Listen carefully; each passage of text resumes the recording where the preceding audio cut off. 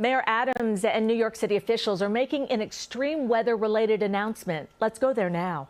Good morning. Thank you, everyone, for coming. The anniversary of Hurricane Ida is a solemn occasion.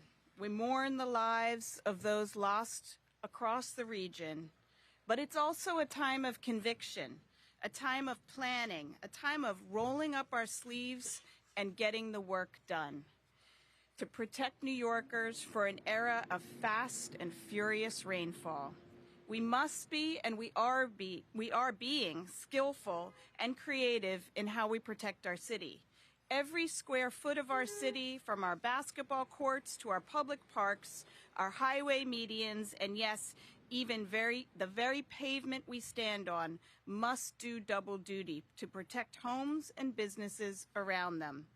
The reality is that our sewer system was built at the turn of the 20th century, and it's done the lion's work, a true feat of genius in engineering that has sustained New York through growth that no one could have predicted. It manages 2.7 billion gallons of water, or about 4,000 Olympic-sized swimming pools. But still, that's not enough. The number represents about 1.75 inches of rain per hour, what used to be called the 5-year storm. Now it's more like the several times a year storm. Ophelia dumped over 2 inches per hour on our city, which meant flooded basements and inundated subways. During Ida, parts of the city got 3.5, almost twice what our system is built to handle. And while we complete crucial sewer and catch basin upgrades in our neighborhoods impacted by that terrible storm, we must think innovatively and turn New York City into a sponge to back up our sewer system and soak up the rainwater. Here to talk about our administration's efforts to protect New Yorkers creatively and with conviction, our Mayor, Eric Adams. Thank you. Thanks so much. Thank you to our entire team, Deputy Mayor Joshi and Rit. That's all you guys think about, is making sure that we're able to just secure our communities from the onslaught of these unpredictable weather patterns that we're seeing. So since day one, that's what this administration has made clear. Our mission is to keep New Yorkers safe. And this is one of the most imperative parts of keeping New Yorkers safe, especially New Yorkers who simply cannot afford to move or rebuild every time extreme rainfalls, floods, low-lying areas, and basement apartments. It is extremely expensive and impactful on these families. And when you think about it, 3 years ago, when Hurricane Ida caused the heaviest rainfall in New York City recorded history and tragically claimed the lives of 13 New Yorkers, it was clearly a wake-up call for us all. And our administration is working across all agencies, as you see here today, the different agencies that are present, to make sure that we do everything possible to prevent the loss of lives due to extreme weather. That means doing everything we can, and we are doing that. When climate change causes stronger storms and more frequent extreme weather, investments like these are a key part of public safety and affordability and our strategies. Investing in flood infrastructure saves lives and prevents property damage, particularly in low-lying, underserved areas. So every dollar we spend on flood infrastructure, we save $7 in prevented damage. That is why we are investing billions of dollars in expanded infrastructure, technology, and safety measures, ranging from sewer upgrade to coastal resilience projects to innovate green infrastructure solution that will divert, absorb, and manage tens of millions of gallons of excess of storm water. That sounds like my beat I like. That includes new drainage infrastructure right here in Queens Village. A year ago today, these medians were concrete.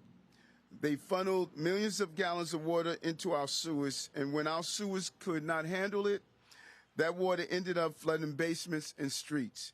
Today, the green infrastructure can prevent 5 million gallons of flooding. I'm also proud that we have completed 2 major projects in the frequently flooded Queens community of Maspeth and College Point. Projects that have added miles of new sewers to water mains and catch basins in our city's infrastructure.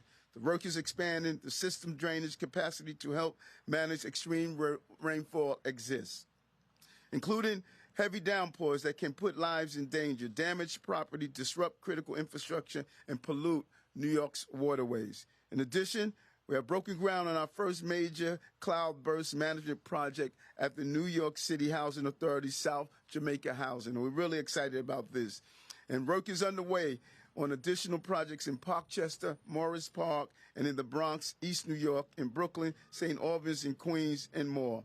We have expanded the successful Blue Belt waterways network that protects so much of Staten Island and invested in new technology that will help New Yorkers in case of emergency. This week, the city installed 200-foot flood net sensor in Louis Simone Park in Corona, putting us ahead of the schedule to install 500 sensors in flood-prone areas by 2027.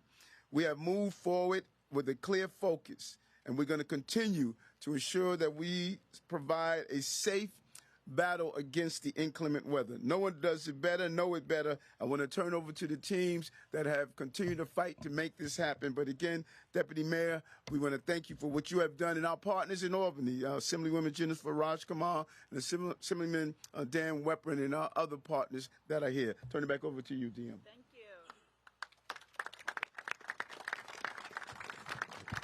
Thank you. Now we're going to hear from a man who has been working since day one to be creative in not just how we absorb water, but how we pay for absorbing water as well, because that is a challenge.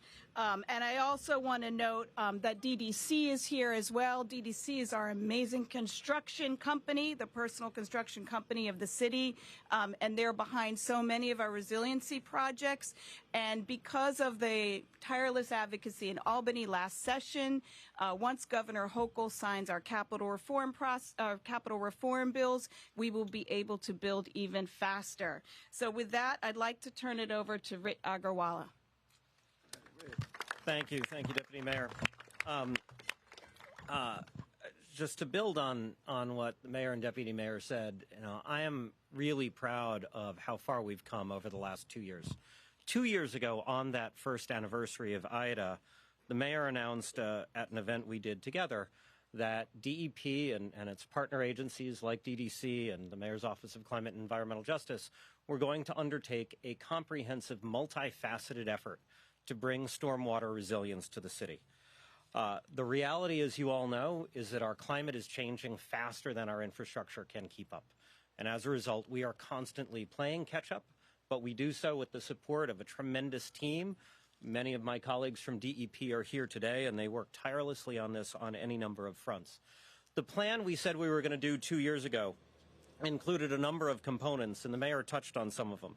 Maintaining our existing infrastructure so it can capture every gallon that it was designed for, improving our ability to understand what was going on during flooding events, increasing that sewer capacity underground, expanding our green infrastructure on the surface, and helping residents cope, because we know there's going to be a time lag between how long it will take for us to upgrade our infrastructure and the flooding that people have to experience.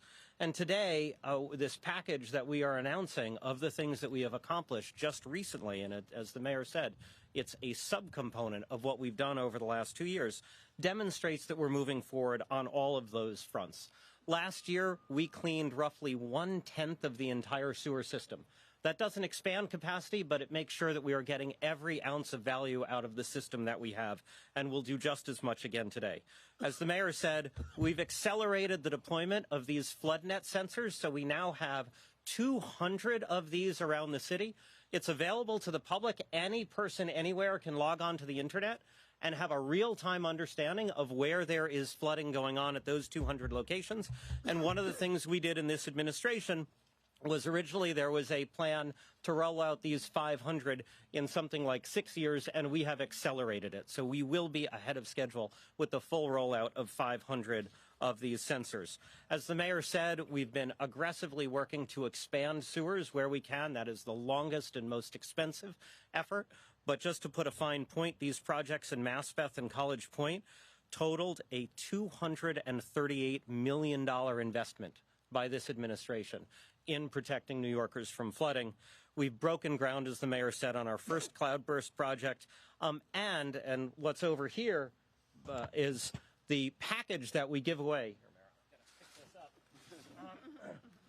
This is the package, and Mira came to one of them, right? Yes. That we give away now to homeowners at a series of events that we've been holding all over the city to help them understand the kinds of things that they can do to protect themselves against flooding. It includes the flood barrier there, a sump pump, a flooding alarm, because as we know, 3 years ago, many of the people who died during Hurricane Ida did so because they were in basement apartments and the flooding happened. And so we think everybody, particularly in a basement apartment, needs to have a flood sensor, just like everybody needs to have a fire alarm at home. And so we are delivering on all the things we said we were going to do. We are also aggressively seeking funding. And as the deputy mayor mentioned, one of the things that Mayor Adams and Deputy Mayor Joshi charged us with collectively across the administration is to get every dollar of federal money that we can possibly get. And I'm really pleased to say that when we apply directly to the federal government, they treat us very well. They appreciate the importance of these projects. We have received $124 million for cloudburst projects in New York from the bipartisan infrastructure law, and we are awaiting final approval, but we've been told we're in that final stretch on another $100 million. So that's $250 million that this administration has gotten from the bipartisan infrastructure law for the cloudburst projects alone. So it's a comprehensive effort. We couldn't do it without our partners like Tom Foley's DDC, the great leadership that we've got at DEP, like Tassos Georgelis and where's Angela? Angela Licata, our two deputy commissioners who oversee this, and the team of engineers and maintainers who design and build this. And they are hard at work, because the other thing that we promised we would do 2 years ago, and it will be a multi-year effort, is a comprehensive engineering strategy for how we deliver citywide flood resilience. We issued our first public update on that earlier this year. It's going to take several more years of engineers, but we have 75 engineers working day in and day out to plan that. So it is an all-hands effort, and I want to thank Deputy Mayor and Mayor Adams for your constant support on this. Thank you. Thank you so much. Thank you. Boy, everybody's piled stuff on this podium.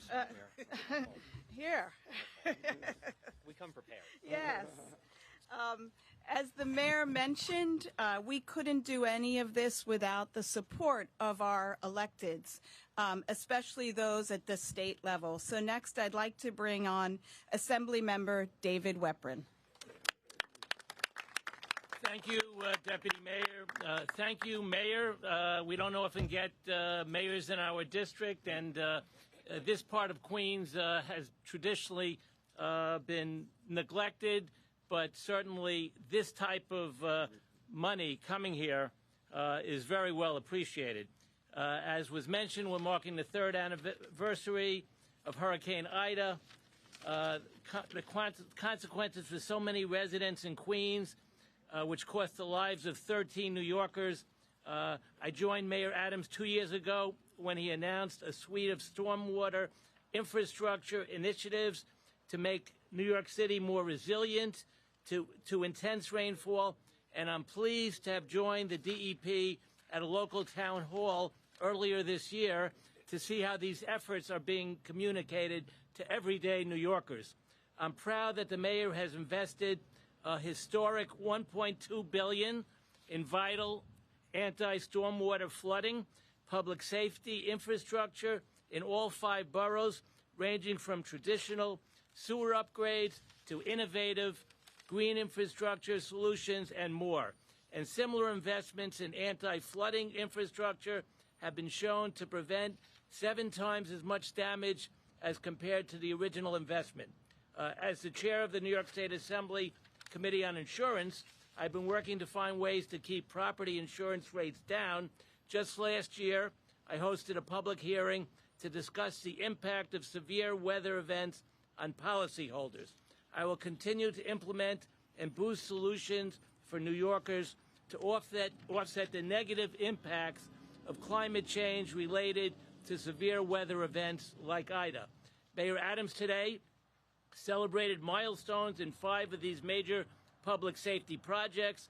The New York City Department of Environmental Protection and New York City Department of Design and Construction completed major sewer upgrades that tripled drainage capacity in College Point and doubled it in Maspeth, preventing that water from putting New Yorkers in danger of causing property damage. The city also this week installed its 200th flood sensor in Corona, Queens, putting the administration on track to reach Mayor Adams' target of 500 flood sensors and well ahead of schedule. Additionally, the city broke ground on the first cloudburst project at the New York City Housing Authority's South Jamaica houses, which will keep nearly 3.5 million gallons of stormwater out of the sewer system each year. Finally, DEP completed a transformation of 3 acres of concrete medians in Queens Village, right here, into subsurface drainage chambers, engineered rock and soil, ornamental grasses, and perennial wildflowers that can collectively manage 5 million gallons of stormwater that would otherwise continue to contribute to flooding. Once again, I want to thank Mayor Adams for all his investments in Queens, which in the past has often been neglected. Thank you very much, Assembly Member.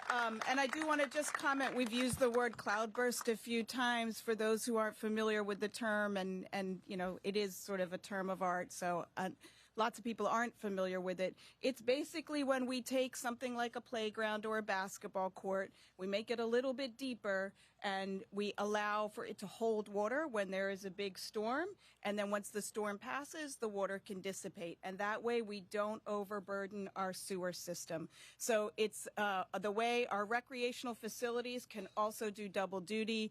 It's really important technique. It's used internationally, and we're really excited to bring it to New York with a groundbreaking at the NYC houses, I think happening right now or imminently. I'd like to next bring up Assembly Member Jennifer Rajkumar, who has been a stalwart advocate in the state for all of the construction work that New York City does.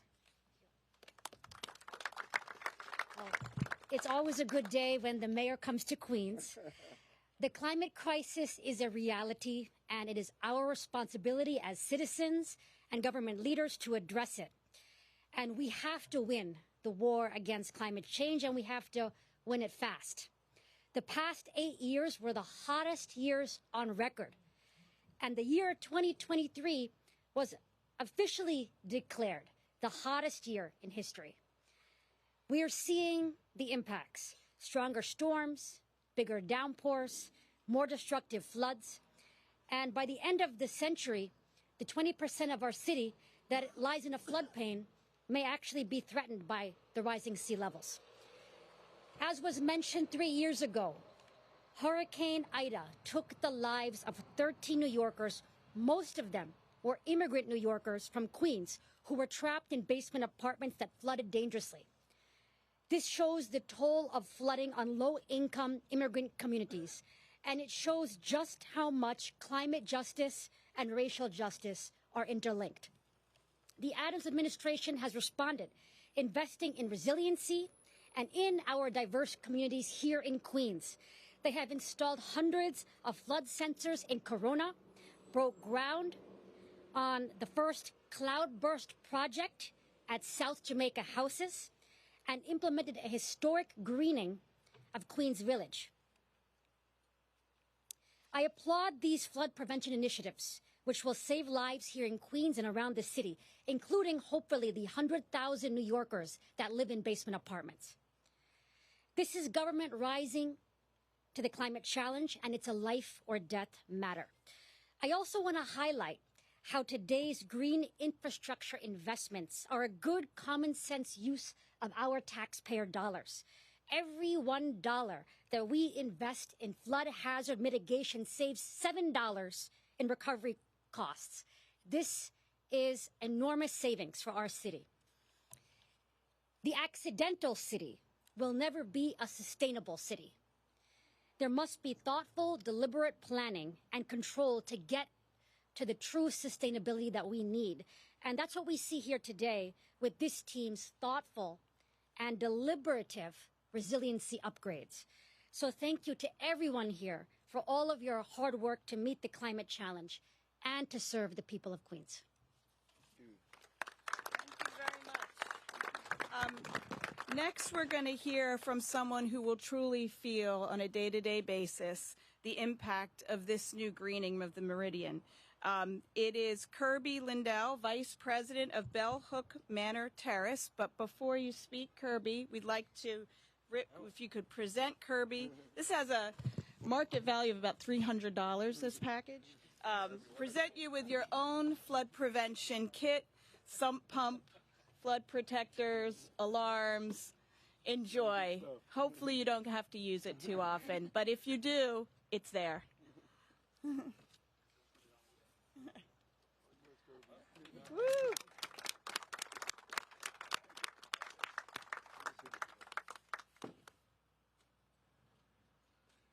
Hi, it's nice to see everyone. I didn't expect to speak, but I am the vice president. I have been living in this community since I was 3 years old, so 1958. So I've seen everything that's gone on with this mall, and in fact, sometimes we've had boats by Martin Van Buren when the flooding's gotten worse.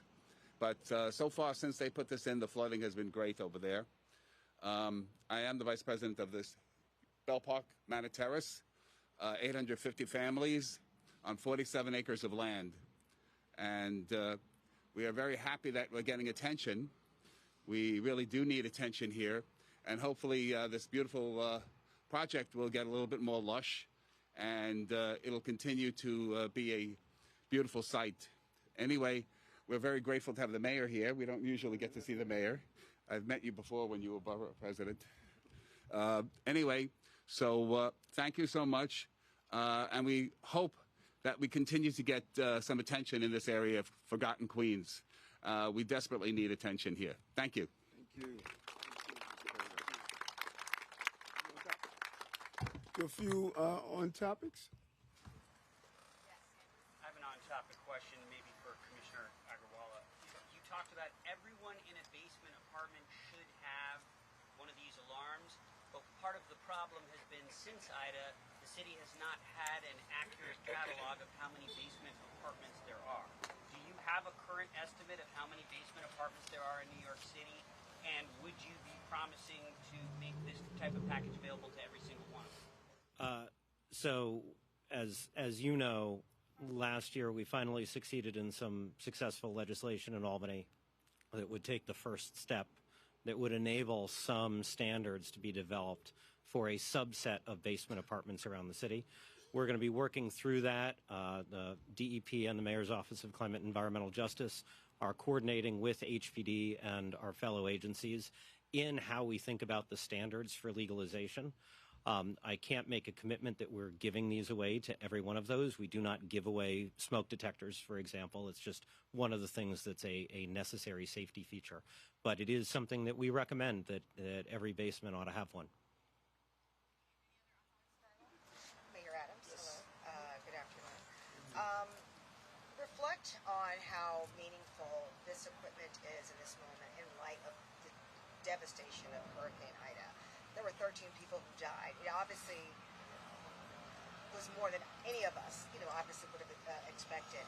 And obviously this would have been life-saving to the 13 people who passed away. But what are your thoughts as we're going into another anniversary of Hurricane Ida and what the progress that's been made in this equipment that's going to be distributed? If you could just reflect on that. I know, so true. And, I remember with the former mayor going to some of the locations where, people lost their lives and buildings were actually eroded because of the large amount of water.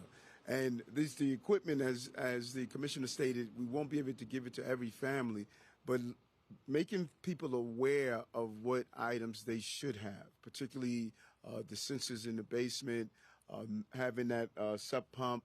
All of those items are important, and by sprinkling them out throughout communities, they will become aware from their neighbors. So this is really a each one teach one and show one moment, so that we can empower communities to be part of what items should we be getting from those hardware stores and those other large stores where you can get these types of supplies. But it was devastating for all of us. It was unimaginable to lose 13 people from heavy rainfall. And it was really, we were already doing some great things under the previous administration, but we realized that we had to move at a faster pace. Because, as the Deputy Mayor Joshi stated, it was just coming so infrequently, just over and over again, so frequently, I should say, and we had to be prepared for that. It may have been said earlier in the press conference, so I apologize, but what's the funding source for this? Just the regular city budget, or any, the infrastructure dollars in addition to the budget? So for the giveaway kits, or in general? In general, yes. Okay, so DEP, we have a roughly $30 billion 10-year capital plan, and a little less than 1/3 of that is for sewer investments. And so that is where, for example, the Maspeth and College Point money came from. We have some money in our capital budget for the cloudburst projects, but as I said earlier, under the mayor and deputy mayor's leadership, we've made this concerted effort to stretch that money with federal grants. And so basically, we're able to recycle the money. So we had enough money in the budget for 5. If we can get 5 of them funded by the feds, that means we get to do 10, right? And that's how we're trying to stretch the money. But most of this really comes out of the capital budget that New Yorkers pay for through their water bill. Okay, so we could excuse everyone else. They don't have to be part of this. Thank you. Thank you, everyone. We've also got a Yes, thank you. Take home your gift box.